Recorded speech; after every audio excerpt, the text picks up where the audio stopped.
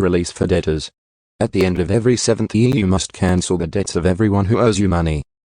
This is how it must be done. Everyone must cancel the loans they have made to their fellow Israelites. They must not demand payment from their neighbors or relatives, for the Lord's time of release has arrived. This release from debt, however, applies only to your fellow Israelites, not to the foreigners living among you. There should be no poor among you, for the Lord your God will greatly bless you in the land he is giving you as a special possession. You will receive this blessing if you are careful to obey all the commands of the Lord your God that I am giving you today. The Lord your God will bless you as he has promised. You will lend money to many nations, but will never need to borrow. You will rule many nations, but they will not rule over you.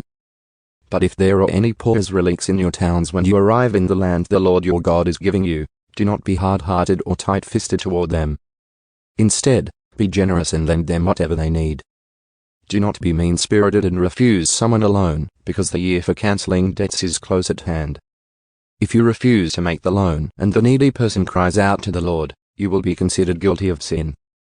Give generously to the poor, not grudgingly, for the Lord your God will bless you in everything you do.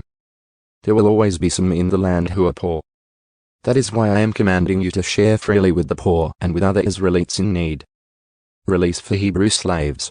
If a fellow Hebrew sells himself or herself to be your servant and serves you for 6 years, in the 7th year you must set that servant free. When you release a male servant, do not send him away empty-handed. Give him a generous farewell gift from your flock, your threshing floor, and your winepress. Share with him some of the bounty with which the Lord your God has blessed you. Remember that you were once slaves in the land of Egypt, and the Lord your God redeemed you. That is why I am giving you this command. But suppose your servant says, I will not leave you, because he loves you and your family, and he has done well with you. In that case, take an awl and push it through his earlobe into the door. After that, he will be your servant for life. And do the same for your female servants. You must not consider it a hardship when you release your servants. Remember that for 6 years they have given you services worth double the wages of hired workers, and the Lord your God will bless you in all you do. Sacrificing firstborn male animals. You must set aside for the Lord your God all the firstborn males from your flocks and herds. Do not use the firstborn of your herds to work your fields, and do not shear the firstborn of your flocks. Instead, you and your family must eat these animals in the presence of the Lord your God each year at the place he chooses.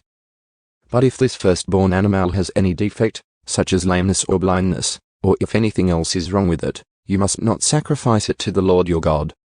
Instead, use it for food for your family in your hometown.